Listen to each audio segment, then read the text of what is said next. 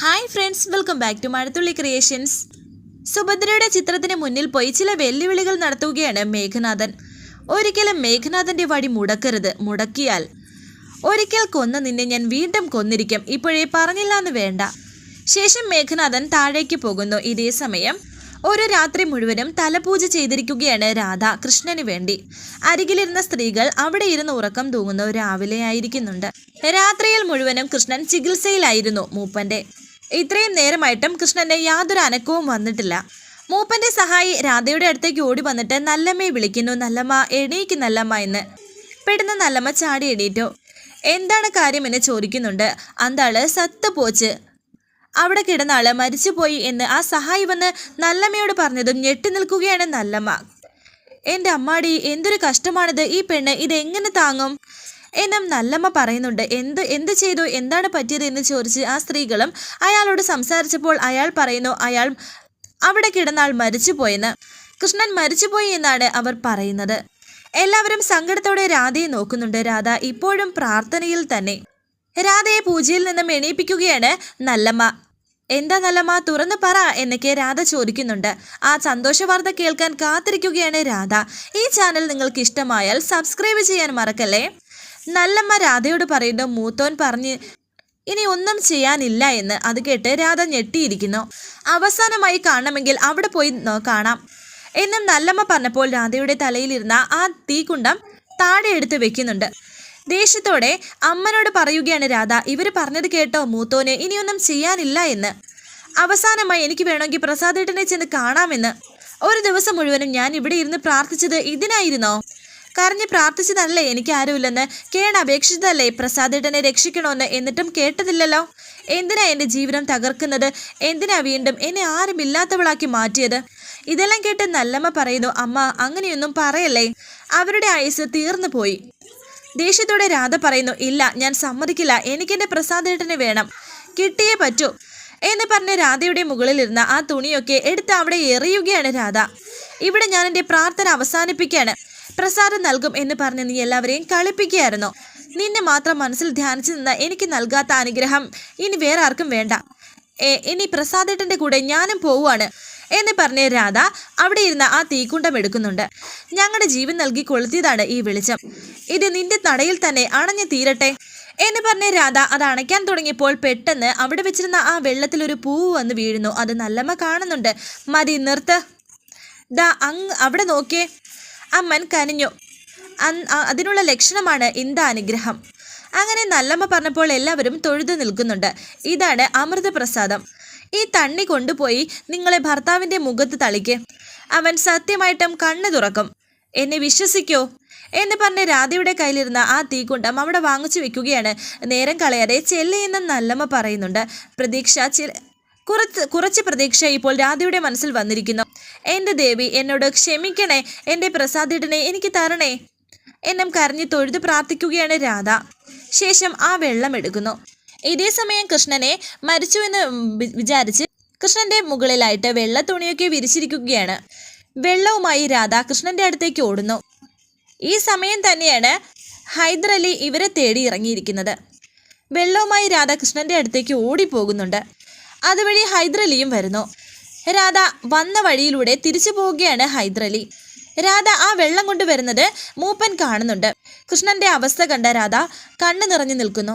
എനിക്ക് ചെയ്യുന്നതിന് പരിധിയുണ്ട്, ഇത് അമ്മൻ നിശ്ചയമാണ് എന്ന് മൂത്തോൻ പറഞ്ഞപ്പോൾ രാധ കരഞ്ഞുകൊണ്ട് പറയുന്നു. ഇല്ല, ഒരമ്മനും തീരുമാനിച്ചിട്ടില്ല. എൻ്റെ പ്രസാദേട്ടനെ കൊണ്ടുപോകാൻ ഞാൻ സമ്മതിക്കില്ല, അത് അമ്മനും അറിയാം മൂത്തോനെ. രാധയുടെ കയ്യിലിരുന്ന ആ വെള്ളത്തിൽ നോക്കുകയാണ് മൂത്തോൻ. ഉടൻ രാധ കയ്യിലിരുന്ന വെള്ളം കുറച്ചെടുത്തിട്ട് ഒന്ന് പ്രാർത്ഥിച്ചതിന് ശേഷം പ്രസാദിന്റെ ദേഹത്തേക്ക് തളിക്കാൻ തുടങ്ങിയപ്പോൾ മൂത്തോൻ ചോദിക്കുന്നുണ്ട്, ഇതെന്താണിതെന്ന്. രാധ പറയുന്നു, അമ്മന്റെ കാരുണ്യം, അമ്മന്റെ പ്രസാദം.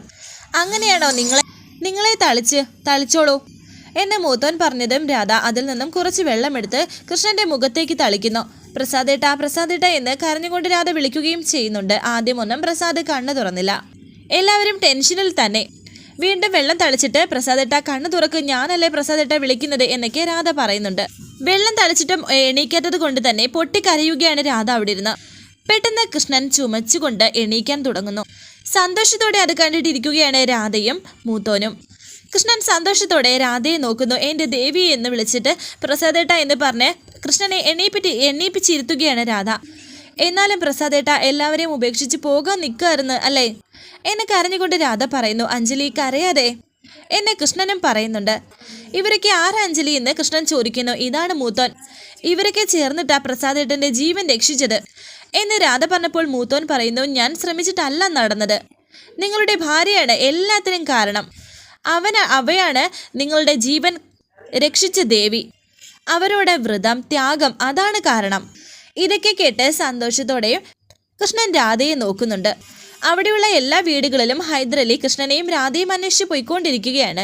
കുറച്ച് സ്ത്രീകൾ അതുവഴി വരുന്നു. നല്ലമ്മയും ആ കൂട്ടത്തിലുണ്ട്. അവരെ ഈ ഹൈദരലി കാണുന്നു. അവരോട് ഹൈദരലി നമസ്കാരം പറഞ്ഞു. ഒരു കാര്യം ചോദിച്ചോട്ടെ? ഞാനൊരു കാര്യത്തിനിറങ്ങിയതാണ്. എൻ്റെ 2 ബന്ധുക്കളെ കാണാനില്ല. അവര് ഇന്ത ഊരിൽ വന്നോ എന്ന് അറിയണം. ഇത് കേട്ട് നല്ലമ്മ പറയുന്നു. നിങ്ങൾ മലയാളത്തിൽ പറഞ്ഞോളൂ, ഞങ്ങൾക്ക് മലയാളം അറിയാം. താങ്ക്സ്. എൻ്റെ കൂടെ 2 പേരുണ്ടായിരുന്നു. ഒരു ആണും ഒരു പെണ്ണും. അതിൽ ആണിൻ്റെ തോളിൽ മുറിവുണ്ട്. പെണ്ണ് കുറച്ച് മെലിഞ്ഞ് ഒരു ചുവന്ന ഡ്രസ്സാണ് ധരിച്ചത്. നിങ്ങൾ ആരെങ്കിലും അവരെ കണ്ടായിരുന്നോ എന്ന് ഹൈദരലി ചോദിച്ചപ്പോൾ എല്ലാവരും പരസ്പരം നോക്കുന്നുണ്ട്. ഇവർക്ക് കേട്ടപ്പോൾ തന്നെ ആരാണ് എന്ന് മനസ്സിലായിരിക്കുന്നു. ഒരു പ്രാവശ്യം കൂടി തമിഴിൽ പറയാം. ഇങ്ക മുറിവ് പറ്റിയ ഒരാൾ, അവരുടെ കൂടെ ഒരു പൊണ്ണ് എന്നൊക്കെ ഹൈദരലി പറഞ്ഞപ്പോൾ നല്ലമ്മ പറയുന്നു. എനിക്ക് തെരിയുമാ? എവിടെയുണ്ടവര് എന്ന് ഹൈദരലി ചോദിക്കുന്നുണ്ട്. എവിടെയാണെന്ന് പറ എന്നും പറഞ്ഞപ്പോൾ ആശുപത്രിയിൽ. മുറിവ് പോട്ടവർ താനേ. അവര് ഊറിന്റെ പക്കത്തിൽ ആശുപത്രിയിലാണ് ഇരിക്കുന്നത്. അങ്ങോട്ട് പോയി നോക്കിക്കോളൂ എന്ന് നല്ലമ്മ പറഞ്ഞപ്പോൾ ഹൈദരലി പറയുന്നു. നിങ്ങൾ പറഞ്ഞത് സത്യമാണോ? അവർ ആശുപത്രിയിൽ പോയി എന്നൊക്കെ പറഞ്ഞാൽ അവര് സ്വയം പോയതല്ല. നമ്മുടെ ഊര് മൂപ്പനും ആൾക്കാരുമാണ് അവർ 2 പേരെയും ആശുപത്രിയിൽ അനുപ്പുന്നത്. നിങ്ങൾ ഇപ്പം പോയാൽ അവരെ കാണാൻ സാധിക്കും. ഞാൻ പറഞ്ഞതാണ് സത്യം. വിശ്വസിച്ചാൽ വിശ്വസിക്കേ എന്നൊക്കെ അവർ തമിഴിലാണ് പറയുന്നത്. ഇല്ലെങ്കിൽ വിട്ടേക്ക്, വാങ്ങടി പോലാം എന്ന് പറഞ്ഞ് അവരെയും കൂട്ടി പോകാൻ തുടങ്ങുകയാണ് നല്ലമ്മ. എന്നിട്ട് ഒരു കാര്യം കൂടി സാറിനോട് പറയുന്നു. സാർ, ഇന്ത വഴിയിൽ അധിക നേരം നിൽക്കണ്ട. ആന, കരടി, കടുവ, പാമ്പ് എല്ലാം ഉണ്ട്. രൂപ ആപത്താണ് ഇടന്താം എന്ന് പറഞ്ഞിട്ട് നല്ലമ്മയും കൂട്ടരും അവിടെ നിന്ന് പോകുന്നു. അതിൽ ഒരു സ്ത്രീ നല്ലമ്മയോട് പറയുന്നുണ്ട്. എന്തിനാ നല്ലമ്മ കള്ളം പറഞ്ഞതെന്ന്. നല്ലമ്മ പറയുന്നു. അവനെ കണ്ടാലേ അറിയാം. അവൻ ഏതോ ഒരു കള്ള പോലീസിനെ മാതിരിയേ ഇറുക്ക്. ഇന്ത സ്ഥലത്തിൽ വന്ന് അവൻ അടിപിടിയൊന്നും കൂടണ്ട. അത്രയും പറഞ്ഞ് അവർ നടന്നു പോകുന്നു. ശേഷം കാണിക്കുന്നത് ഹൈദരലിയെ കോൾ ചെയ്യുകയാണ് മേഘനാഥൻ. ഹൈദരലി വീണ്ടും എല്ലാ വീടുകളിലും എല്ലാ സ്ഥലത്തും പോയി നോക്കുന്നുണ്ട്. ഇയാളിത് കലിപ്പ് കയറി വിളിക്കുന്ന ലക്ഷണമാണല്ലോ എന്ന് വിചാരിച്ചിട്ട് ഹൈദരലി ഫോൺ എടുത്തു. ആ ഭാഗ്യം, അപ്പോൾ താൻ ജീവനോടെ ഉണ്ടല്ലേ. പലതവണ വിളിച്ചിട്ടും കിട്ടാതായപ്പോൾ ഞാൻ വിചാരിച്ചു തന്നെ വല്ല കരടിയോ ആനയോ സിംഹമോ കൊണ്ടുപോയെന്ന്. വാക്കിന് വിലയുള്ള ഹൈദരുടെ പല്ലും നാക്കും മൂക്കും മുടിയൊക്കെ വല്ല കാട്ടുമൃഗങ്ങളുടെയും വയറ്റിന്ന് തോണ്ടി എടുക്കേണ്ടി വരും എന്നുള്ള വ്യവസ്ഥയോർത്ത് ഞാൻ ആകെ ദുഃഖിച്ചിരിക്കുകയായിരുന്നു ഇവിടെ. ഇത് കേട്ട് ഹൈദരലി പറയുന്നു. സാറിനെ പരിഹസിക്കാനായി കച്ചകെട്ടിയിരിക്കുകയാണെന്ന് തോന്നുന്നല്ലോ. അയ്യോ, അതിനീ പാവം ഞാനാരാ? കച്ചമുറുക്കി വാളും പരിചയമായി യുദ്ധത്തിനിറങ്ങിയിരിക്കുന്നത് കുഞ്ഞാലി മരക്കാരുടെ പിന്മുറക്കാരായ ഹൈദരലി മരക്കാരല്ലേ എന്ന് മേഘനാഥൻ പറഞ്ഞപ്പോൾ ഹൈദരലിയും വിട്ടുകൊടുക്കുന്നില്ല. ഹൈദരലി ദേഷ്യത്തോടെ തന്നെ പറയുന്നു. കൂടുതൽ സംസാരിക്കല്ലേ. നിങ്ങൾക്ക് വേണ്ടിയിട്ടാണ് ഞങ്ങൾ അരയും കച്ചയും മുറുക്കി ഇറക്കിയിരിക്കുന്നത്. അല്ലാതെ രാധ എന്ന പെണ്ണിനെ എനിക്ക് മുൻപരിചയമൊന്നുമില്ല. അവൾ എവിടെ ആരുടെ കൂടെ ജീവിച്ചാലും എനിക്കൊന്നുമില്ല. ആവശ്യക്കാരൻ നിങ്ങളാണ്, മറക്കരുത് നിങ്ങളത്. ഇത് കേട്ടപ്പോൾ ദേഷ്യം വന്ന് മേഘനാഥൻ പറയുന്നു. അതേടാ, ആവശ്യക്കാരൻ ഞാൻ തന്നെയാണ്, അത് മറക്കുന്നില്ല ഞാൻ. ഒപ്പം നീയും ഒരു കാര്യം ഓർക്കണം. എൻ്റെ ആവശ്യത്തെ ഗുണിച്ചും ഹരിച്ചും ഒരു വിലയിട്ട് അത് മുഴുവനായി വാങ്ങിച്ചു കൊണ്ടുപോയി വിഴുങ്ങിയത് നീയും കൂട്ടുകാരുമാണ്. 25 ലക്ഷം ഒരു ഉളുപ്പുമില്ലാതെ വാങ്ങിച്ച് കീശയിൽ വയ്ക്കുമ്പോൾ 25 രൂപയുടെ ഊണിൻ്റെ നന്ദിയെങ്കിലും കാണിച്ചു നോക്ക്. ഇത് കേട്ട് ഹൈദരലിയും ദേഷ്യത്തോടെ പറയുന്നു. കാശ് വാങ്ങിയെന്നുള്ളത് സത്യമാണ്. പക്ഷേ ശമ്പളം കൊടുത്ത് അടിപ്പപ്പടിക്ക് നിർത്തിയിരിക്കുന്ന മൃത്യം ജനങ്ങളോട് ഉപയോഗിക്കുന്ന ഭാഷയും സംബോധനങ്ങളും അവിടെ മതി. തൻ്റെ അണ്ണാക്കി തന്നെ വെച്ചാൽ മതി. ഇല്ലെങ്കിൽ തൊള്ളയിൽ പിരിവെട്ടുന്ന വർത്തമാനം ഈ ഹൈദരം പറയും. അത് മറക്കരുത് എന്ന് ഹൈദരലി പറഞ്ഞപ്പോൾ ദേഷ്യത്തോടെ മേഘനാഥൻ പറയുന്നു. റാസ്കൽ, നീ ആരോടാ സംസാരിക്കുന്നതെന്നറിയോ? ഈ മേഘനാഥൻ വിചാരിച്ചാൽ മിനിറ്റ് വെച്ച് നിന്നെ.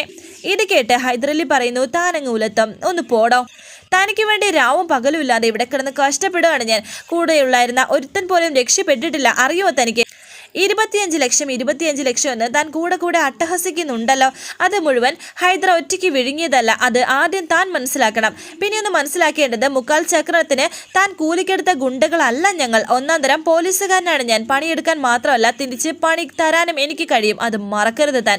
ഏതായാലും താൻ ഒന്ന് ഓർത്തോ, താൻ ഈ ഭ്രാന്ത് എടുത്ത് നടക്കുന്ന ഉരുമ്പിട്ടവളുണ്ടല്ലോ രാധ, അവളെ പിടിച്ചു കെട്ടി വലിച്ചഴിച്ച് ഞാൻ തൻ്റെ കാൽ ചുവട്ടിൽ കൊണ്ട് വയ്ക്കും. എന്നിട്ട് തൻ്റെ മുഖത്ത് നോക്കി ഞാൻ പറയും, പെണ്ണിനേക്കാളും പണത്തിനേക്കാളും ഒരാണിന് വേണ്ടത് അന്തസ്സാണെന്ന്. പ്രവൃത്തിയിൽ മാത്രമല്ല, വാക്കിലും. അപ്പോൾ കാണാം, നമുക്ക് നേരിട്ട് കാണാം എന്ന് പറഞ്ഞ് ഹൈദർ അലി ഫോൺ വെച്ചു.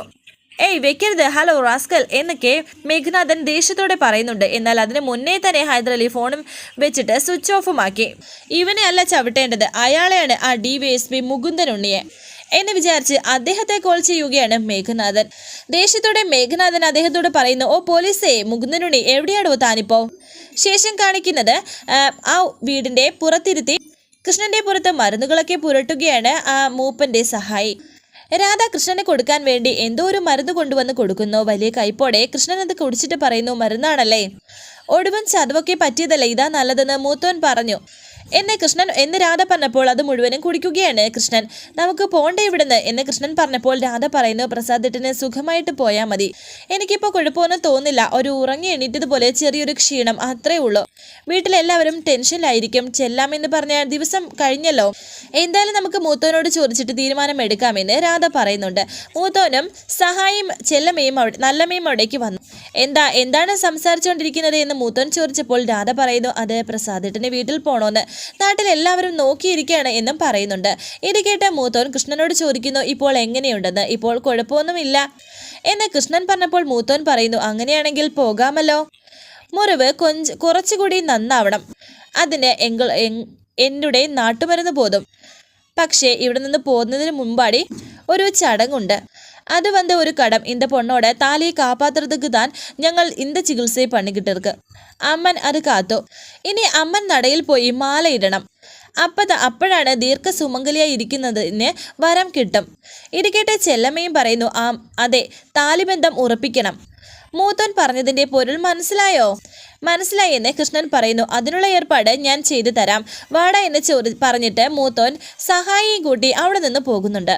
കൃഷ്ണൻ അകത്തേക്ക് പോയപ്പോൾ ചെല്ലമ്മ രാധയോട് പറയുന്നു, അമ്മ ഇന്ത തിരക്കിൽ ഒരു വിഷയം സൊല്ലർദക്ക് മറന്നുപോയി. എന്താണ് എന്ന് രാധ ചോദിച്ചപ്പോൾ ചെല്ലമ്മ പറയുന്നു, നിങ്ങളെ അന്വേഷിച്ച് ഇന്ത നാട്ടിൽ ഒരാൾ വന്നിരുന്നു.